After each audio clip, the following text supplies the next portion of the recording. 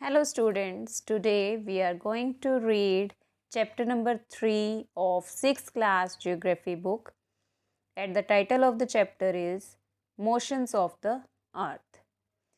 इस चैप्टर में हम पढ़ेंगे कि हमारी जो अर्थ है वो किस तरह से घूमती है और उसके इस घूमने की गति को हमने क्या नाम दिया है। सबसे पहले बात है कि अर्थ जो है वो एक स्टिल ऑब्जेक्ट ना होकर क्या है, घूम रही है। कहाँ घूम रही है? It is revolving around the sun, ठीक है। और दूसरा वो अपनी एक्सिस पर घूम रही है। सो इन दोनों जो मोमेंट्स हैं, मोशंस हैं, इसकी वजह से हमारे दिन रात बनते हैं और मौसम में भी चेंजेस अर्थ की मोशंस की वजह से आते हैं। So let us start reading the chapter. As you know that the earth has two types of motions, namely rotation and revolution. जैसा कि आपको पता है कि अर्थ के दो तरह के मोशंस हैं. First is rotation and second is revolution. Rotation is the movement of the earth on its axis. हमने जब ग्लोब का चैप्टर पढ़ा था तो हमने पढ़ा था कि अर्थ जो है it is tilt on its axis. N imaginary line passes in exactly from the middle of the earth. ठीक है, ये एक्सिस है और हमारी जो अर्थ है इसी एक्सिस पर घूम रही है. ठीक है, सो इस घूमने की गति को हमने क्या नाम दिया है? Rotation. The movement of the earth around the sun in a fixed path और ऑर्बिट इज कॉल्ड रेवोल्यूशन. और दूसरी जो हमारी गति है, दूसरी जो मोशन है, दैट इज रेवोल्यूशन. अब अपनी एक्सिस पर घूमते हुए अर्थ जो है सन के चारों ओर घूम रही है. This is the sun. और सभी प्लैनेट्स जो हैं एक फिक्स्ड पाथ पर सन के चारों ओर घूम रहे हैं. इसे हम कहते हैं रेवोल्यूशन. सो जब अर्थ सन के चारों ओर एक फिक्स्ड पाथ पर घूम रही है उसे रेवोल्यूशन बोला जाता है. और जब अपनी एक्सिस पर अर्थ घूम रही है उसे रोटेशन कहा जाता है. ठीक है, next. The axis of the earth which is an imaginary line makes an angle of 66.5 degree with its orbital plane. अब यहाँ पर क्वेश्चन है व्हाट इज ऑर्बिटल प्लेन. अब the plane formed by orbit is known as orbital plane. हमारी जो अर्थ है उसके बीच से एक इमेजिनरी लाइन पास करती है जिसको हमने क्या बोला है? एक्सिस बोला है. हमारी जो एक्सिस है वो ऑर्बिटल प्लेन के साथ 66.5 डिग्री का एंगल बनाती है. इस डायग्राम से समझते हैं. This is the axis of the earth. ठीक है, अब हमारी जो अर्थ है सन के चारों ओर एक ऑर्बिटल प्लेन एक फिक्स्ड पाथ पर घूम रही है जिसको हमने क्या नाम दिया है? ऑर्बिट. तो वही जो ऑर्बिट है उस ऑर्बिट से हमारी जो अर्थ है एक्सिस जो है दैट मेक्स 66.5 डिग्री एंगल. सो यहाँ पर कितने डिग्री का एंगल बन रहा है? 66.5 डिग्री ऑफ एंगल. ठीक है, समझ आ गया कि अर्थ के ऑर्बिटल प्लेन से ऑर्बिट से जो एक्सिस का एंगल है, this is axis and this is orbital plane, ये जो एंगल बना रही हैं that is 66.5 degree of the angle. ठीक है, next. The earth receives light from the sun. Due to the spherical shape of the earth, only half of it gets light from the sun at a time. The portion facing the sun experiences the day, and while the other half away from the sun experiences the night. अब क्या है? अर्थ जो है that is a spherical shape. ठीक है, this is the spherical shape. और इसमें क्या है, जब सन की रेज पड़ेंगी तो हाफ ऑफ द अर्थ पर पड़ेंगी. ठीक है, this is the half of portion of the earth that receives the sunlight. और जो हाफ पार्ट रह जाता है वहाँ पर सनलाइट नहीं आती. तो जो the part that is in front of the sun is having day time और उसके ऑपोजिट जो है जहाँ अंधेरा होगा, सनरेज नहीं पड़ रही, वहाँ पर क्या होता है? नाइट होती है. ठीक है, सो अर्थ के रोटेशन की वजह से, यानी कि अब अर्थ तो घूम रही है, रोटेशन की वजह से जो है दिन रात बनते हैं। यानी कि यहाँ पर एक चीज़ क्लियर हो गई कि अर्थ के एक रोटेशन में कितना टाइम लगता है, 24 आवर्स। ठीक है, अगर इस पॉइंट से अर्थ घूमना शुरू करेगी तो उसे पूरा एक चक्कर लगाने में पूरे 24 आवर्स लगेंगे, और यही क्या बनता है, हमारे डे एंड नाइट बनते हैं। So day and nights are formed because of the rotation of the earth. ठीक है, अब the circle that divides the day from the night on the globe is called the circle of illumination. This is called the circle of illumination. ठीक है, ये जो line है that is drawn here, it is the circle of illumination. ठीक है, जो दिन वाले हिस्से और रात वाले हिस्से को अलग कर रही है line, that is circle of illumination. ठीक है,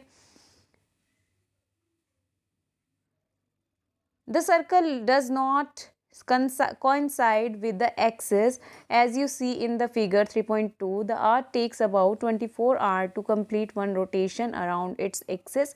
The period of rotation is known as the earth day. This is the daily motion of the earth. ठीक है, अब सर्कल जो है दैट इज़ नॉट कोइंसाइड, मतलब हमारी जो एक्सिस है उसके पैरेलल नहीं है। हमारी एक्सिस जो है दैट इज़ टिल्ट, तिरछी है। हमारी एक्सिस क्या है, दैट इज टिल्ट, तिरछी है। इसीलिए जो सर्कल ऑफ इल्यूमिनेशन है वो एक्सिस के इक्विवेलेंट नहीं है, इसके साथ मेल नहीं खाता, इससे अलग है, क्योंकि हमारी एक्सिस झुकी हुई है और सर्कल ऑफ इल्यूमिनेशन वो स्ट्रेट बनता है बिकॉज ऑफ द सनलाइट। ठीक है, और इसी हमारी जो अर्थ की ये मूवमेंट है ये डेली मोशन ऑफ द अर्थ है, जिसकी वजह से दिन और रात बनते हैं, और इसमें पूरा कितना टाइम लगता है, 24 hours. Okay, now what would happen if the earth did not rotate. अगर अर्थ ना घूमे तो क्या होगा, मतलब कि अगर अर्थ जैसे कि जो रोटेशन चल रही है अर्थ की, अगर वो रुक जाए, थम जाए तो क्या होगा। तो इससे क्या होगा कि जो पार्ट सन की साइड है वो सन की साइड रहेगा, और जो पार्ट ऑपोजिट डायरेक्शन में है वो अंधेरा रहेगा। मीन्स एक साइड तो हीट बहुत ज़्यादा हो जाएगी और एक साइड हीट बिल्कुल भी ना होने की वजह से फ्रीजिंग जोन हो जाएगा। सो इस वजह से लाइफ जो है पॉसिबल नहीं हो सकेगी।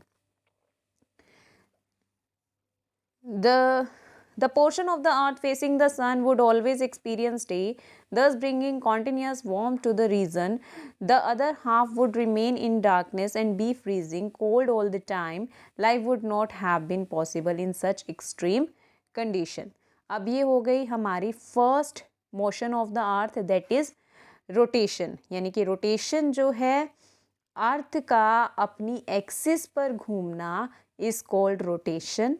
ठीक है, इसी वजह से दिन और रात बनते हैं। अगर रोटेशन ना हो तो लाइफ पॉसिबल नहीं रहेगी। Now next type of motion is our revolution. The second motion of the earth around the sun in an orbit is called revolution. It takes 365 1/4 days, yeah, 1 year to revolve around the sun. We consider a year as consisting of 365 days only and ignore 6 hours for the sake of convenience. अब हम क्या करते हैं, हमारा second motion of the अर्थ है कि अर्थ का अपनी ऑर्बिटल प्लेन पर ऑर्बिट, एक फिक्स ऑर्बिट में घूमते हुए सन का चक्कर लगाना। ठीक है, यहाँ पर आपको दिखाया हुआ है कि रेवोल्यूशन कैसे होता है। दिस इज़ द सन, और जो अर्थ है वो सन के चारों ओर घूम रही है।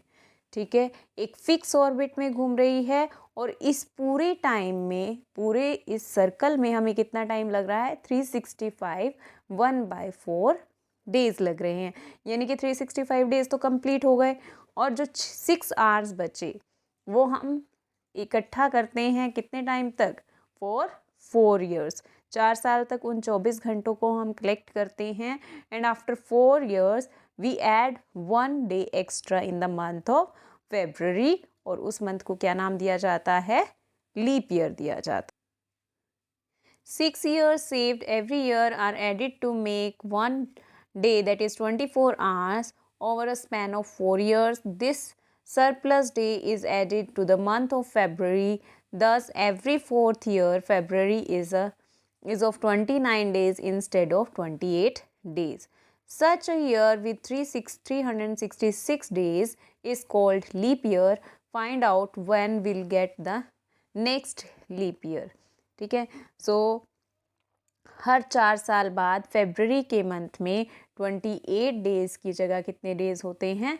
29 डेज़ होते हैं। और जिस साल फेब में 29 डेज़ होते हैं उसको हम बोलते हैं लीप ईयर। ठीक है, so find out which is the next leap year. ठीक है, अब आप अपने आप कैलकुलेट करेंगे कि नेक्स्ट लीप ईयर कब होगा। एक ईजी वे है, that is to divide the year with the 4 number से डिवाइड करने के बाद अगर कोई रिमाइंडर नहीं बचता है, that is a leap year. ठीक है, so let's continue. So it is clear that the earth is going around the sun in elliptical path. ठीक है, इसे क्लियर है कि हमारी जो अर्थ है सन के चारों ओर एक एलिप्टिकल पाथ, इस तरह के पाथ में चक्कर लगा रही है। वृत्ताकार बोलते हैं एलिप्टिकल को। Notice that through out its orbit earth is inclined in the same direction. अभी आपको डायग्राम दिखाते हैं कि पूरे इस मूवमेंट में, मोशन में जो अर्थ है वो हमेशा जो है एक ही तरफ झुकी हुई है, यानी कि अर्थ का झुकाव जो है वो एक ही साइड रहता है। यानी कि in this diagram you will easily find, यहाँ पे भी अर्थ का एंगल इसी साइड है, यानी कि ऑर्बिटल प्लेन से 66 डिग्री का एंगल यहाँ पर भी इधर ही, यहाँ पर भी ऐसे ही है और यहाँ पर भी। यानी कि फर्स्ट पॉइंट इज़ क्लियर कि अर्थ का जो झुकाव है वो पूरे सर्कल में, पूरे पाथ में एक ही तरफ रहता है। ठीक है, a year is always usually divided into summer, winter, spring, autumn seasons. Seasons change due to the change of the position of the earth around the sun. अब जो है जो साल है वो मेनली 4 सीजन्स में डिवाइड है, summer, winter, spring and autumn. और ये किस लिए होता है? जो अर्थ की पोजीशन सन के चारों तरफ है। ठीक है, अर्थ का झुकाव तो एक ही साइड है। ठीक है, अब यहाँ पर नॉर्थ पोल जो है सन की तरफ झुका हुआ है। इस डायग्राम में नॉर्थ पोल सन से दूर है, साउथ पोल का झुकाव सन की तरफ है। ठीक है, this is the north pole, this is the north pole, south pole. इस डायग्राम में यहाँ इस पोजीशन पर क्या है? नॉर्थ पोल सन की तरफ है और साउथ पोल सन से दूर है। सो नॉर्दर्न हेमिस्फीयर में समर सोल्स्टाइस है। ठीक है, इसी तरह से इस कंडीशन में क्या हो रहा है? नॉर्दर्न पोल सन से दूर है और साउदर्न पोल सन की तरफ झुका हुआ है। तो इसको बोला जाता है, इस पोजीशन को बोला जाता है विंटर सोल्स्टाइस। समर सोल्स्टाइस होता है आपका 21 जून को और विंटर सोल्स्टाइस होता है 22 दिसंबर को। So let us read.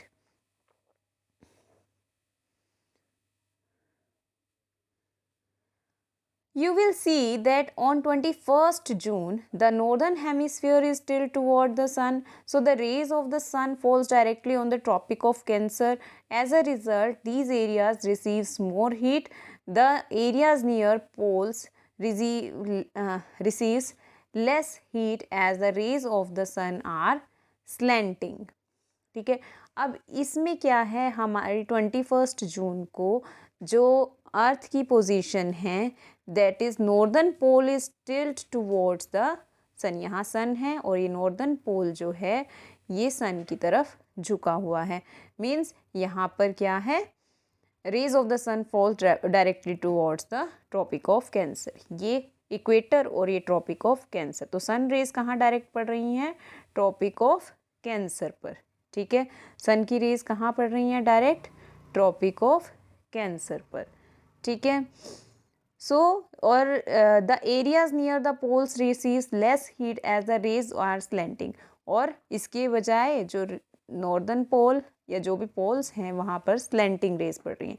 तो यहाँ पर ट्रॉपिक ऑफ कैंसर के पास जो सन रेज तेज़ पड़ रही हैं वहाँ हीट ज़्यादा है। The North Pole is inclined towards the sun and the places beyond Arctic Circle experiences continuous daylight for about 6 months. अब इस कंडीशन में जो हमारा what is that north pole है that is incline towards the sun, और Arctic circle ऊपर जो है हमारा आर्कटिक सर्कल है, यहाँ पर हमने पढ़ा था this is the Arctic circle, ठीक है। सो आर्कटिक सर्कल जो है इस कंडीशन में 6 मंथ तक ऑलमोस्ट डे लाइट रिसीव करता है, ठीक है। Next is since a large portion of the northern hemisphere is getting light from the sun, it is summer in this region. अब यहाँ पर मोस्टली सन रेज पड़ रही हैं, तो इसीलिए यहाँ पर इस वक्त क्या है, समर सीजन है, और इससे ऑपोजिट साउदर्न हेमिस्फीयर में विंटर सीजन होगा, ठीक है।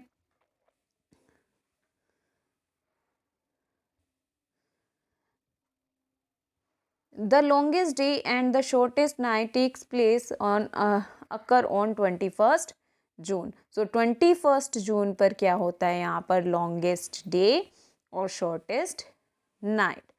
दिन गर्मियों में लंबे होते हैं, इसीलिए जब यहाँ पर समर सीजन है तो डे लॉन्गेस्ट होगा 21st जून को ऑन द नॉर्दर्न हेमिस्फीयर. हम नॉर्दर्न हेमिस्फीयर की बात कर रहे हैं, और नाइट क्या होगी, शॉर्टेस्ट होगी. यहाँ पर 21 जून का क्लियर हो गया कॉन्सेप्ट कि हमारा जो है नॉर्दर्न पोल जो है सन की तरफ इंक्लाइंड है, ठीक है, northern hemisphere. Tropic of Cancer पर डायरेक्ट सनलाइट पड़ रही हैं, और आर्कटिक सर्कल जो है that experiences day light for about 6 months, ठीक है. और यहाँ पर समर सीजन है.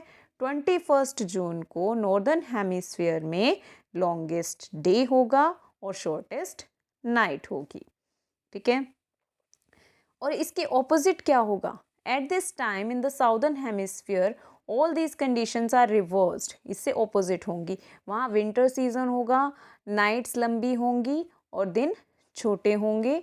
This position of earth is called summer solstice. इसको क्या बोला जाता है, समर सोल्स्टाइस. अब सेम कंडीशन कहाँ पर होती है, 22 दिसंबर on the that is southern hemisphere. So let us read. On 22nd December, the Tropic of Capricorn receives direct sun rays and of the sun as the south pole is tilted towards it. As the sun rays falls vertically on the Tropic of Capricorn, a large portion of southern hemisphere gets light. Therefore, it is summer in the southern hemisphere with longer days and shorter nights. The reverse happens in the northern hemisphere.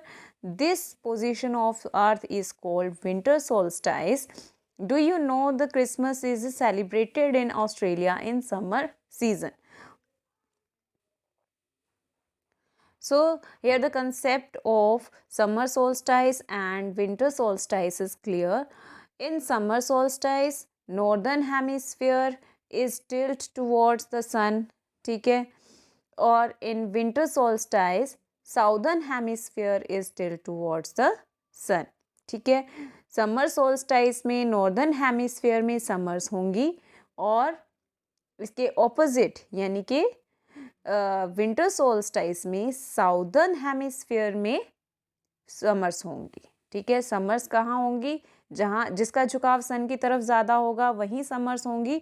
So summer in on 21 जून, जब सबसे लंबा दिन और रात सबसे छोटी होती है इन साउदर्न हेमिस्फीयर. और इसके ऑपोजिट 22 दिसंबर को साउदर्न हेमिस्फीयर में दिन लॉन्गेस्ट होगा और नाइट शॉर्टेस्ट होगी, ठीक है. हमने सिर्फ ये डायग्राम माइंड में रखना है कि सन का झुकाव की जो अर्थ का झुकाव है वो किस डायरेक्शन में है.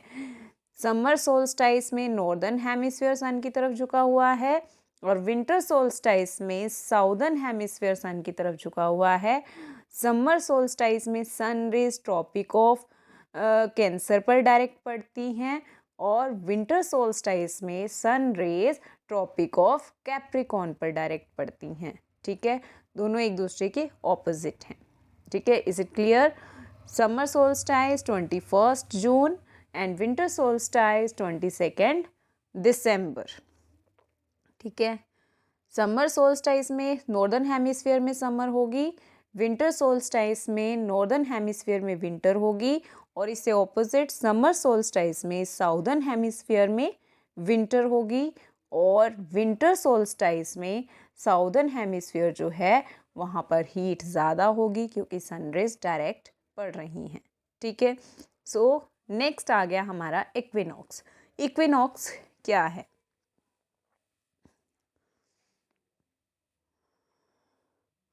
On 21st March and September 23rd, direct rays of the sun falls on equator.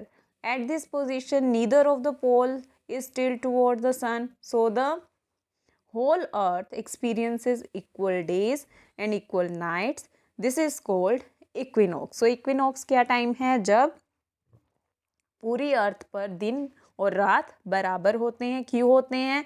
क्योंकि उस टाइम पर सन रेज कहाँ?